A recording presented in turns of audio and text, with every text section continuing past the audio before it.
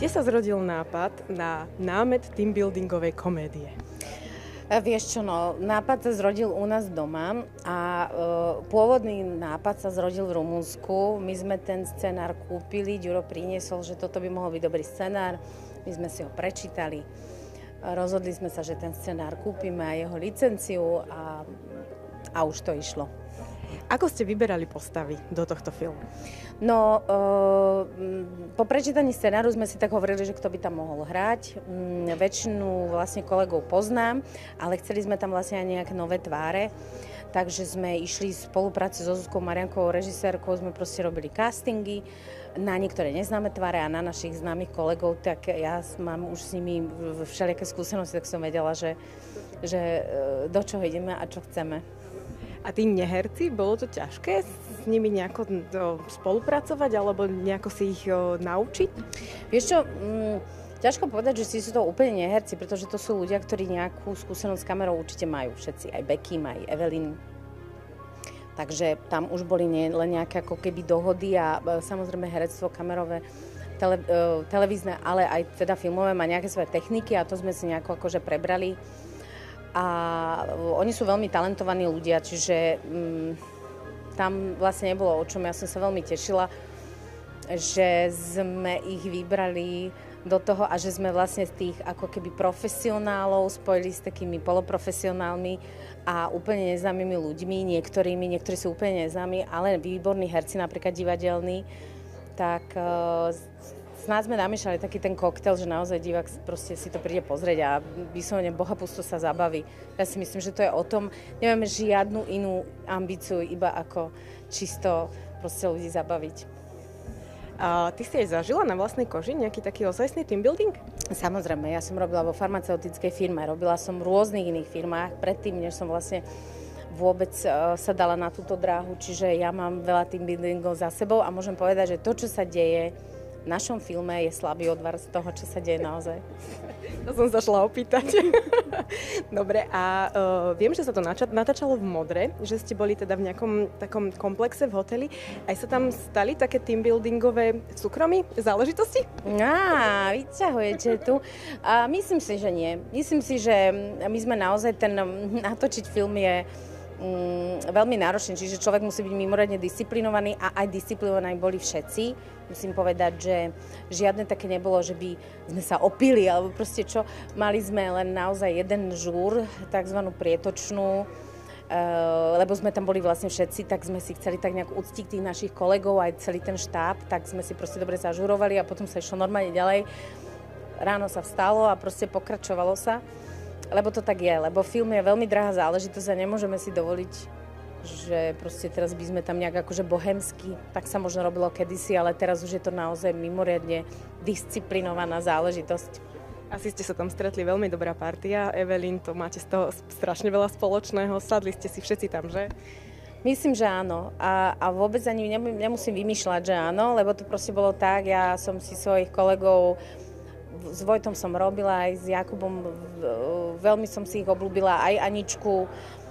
A samozrejme s Evou, s Bekimom, s Ríškom Mautnerom, so Samom Procházkom, tí sme sa poznali. A aj ostatnými novými, proste sme úplne tak, akože vznikol tam taký dobrý vibe a to je vždycky dobré znamenie. Ale tak to sa hovorí pri každom filme, že bolo to super, ale naozaj my sme vlastne sa stal z nás taký skautský tábor a veľmi uvoľnené to tam bolo. Prečo by mali ľudia prísť na tento film do kina? Lebo prinášame smiech a zábavu. Naozaj, vôbec sa nehráme na to, že to proste má nejaké posolstva ťažké. Prísť, odložiť mozog do sieťovky, to je už teraz naše motto a normálne bohapusto sa prísť zasmiať a zabaviť, lebo si myslím, že tej zábavy momentálne v situácii, v ktorej sa proste nachádzame a sme všetci, nie je veľa, úzko spanuje po svete, tak my chceme len proste priniesť smiech a uvoľnenie, lebo myslím si, že to treba. Chcela by som vás všetkých pozdraviť, všetkých sledovateľov, lajkerov koktejlu a majte krásny čas Príďte sa pozrieť na našu komédiu, jedeme na team building, a hlavne páčikujte, lajkujte. Evelyn, ahoj. Ahoj. No tak nachádzame sa ideme za chvíľočku na premiéru filmu, jedeme na team building. Prečo si sa rozhodla prijať ponuku účinkovať v tomto filme? Ja som veľmi šťastná, že vôbec tá ponuka prišla. Jednak to, že robiť s profikmi a so strašne fajn ľuďmi je vždy proste ako dar. Peťa je moja kamoška, čiže ja som sa hrozne tešila aj na to, že budem proste celé leto tráviť s niekým, kto mi je srdcu blízky. A druhá vec bolo, že tá rola bola troška možno iná, ako som zvyknutá, a ja mám rada výzvy, takže si myslím, že to celé takto zaklaplo, chvála Bohu. Aj si sa stotožnila s tou svojou postavou? Našla si sa v nej trošku? Keď to budeš vidieť, teraz sa bojím odpovedať. Trošku áno. Niekedy si aj zažila na vlastnej koži taký naozajstný team building? Ale asi hej, ale málo si pamätám. Ako to už býva na každom team buildingu, nie? A tento film bude taký nejaký podobný, že? Myslím si, že tam to bude divočina, že naozaj sme nič nevynechali v rámci toho, aké divočiny sa na tých team buildingoch dejú. Pretože povedzme si úprimne, je to miesto, kedy môžeme sa normálne uvoľniť a troška si požiť, hej, slobodne, a takýto je aj celý ten film. Kde sa to natáčalo? Natáčalo sa to pri Modre, v takom krásnom hoteli pod Lipou, a tam sme aj trávili vlastne leto, čiže to bolo normálne, že prázdniny. Takže v podstate to bol taký ten team building, nie? Keď ste to tam všetko zažívali. Presne, aj sme to vlastne žili. Aj tie party, všetko? Aj tie party, troška aj bolo deci vínka maximálne, pagáčo je abnormálne nenormálne. A prečo by mali ľudia prísť na tento film do kina?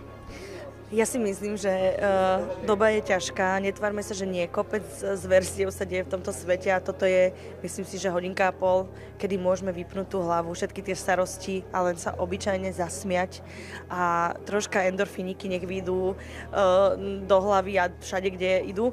Čiže ja si myslím, že je to také, že čisté uvoľnenie, ktoré si myslím, že každý z nás potrebuje. Keďže tu máme teraz nový rok, 24, ty si aj zvykneš dávať nejaké predsavzatia? Na nový rok oslepáčí krok. Jasné, dávam si, ale nie nejak hysterický už, lebo vtedy som mala naplánované 1. január, dovidenia, ale teraz už vlastne aj ten december bol taký akože celkom, že si myslím, že som tak nastavená, že som spokojná, že nie nič v mojom živote, čo by som ako chcela, že úplne radikálne meniť, vieš, čiže tie predsavzatia potom tak odzrkadľujú toto, že keď si OK, tak úplne to nepotrebuješ rotiť, že na 7 strán zapísaných, že január budem už len veselá, už len rýžový chlebík jem, no, vieš, a teda 7000 kilometrov denne spravím, čiže normálne kľud, normálne vyčilovať je moje predsavzatie. Aby neboli potom sklamania, vieš.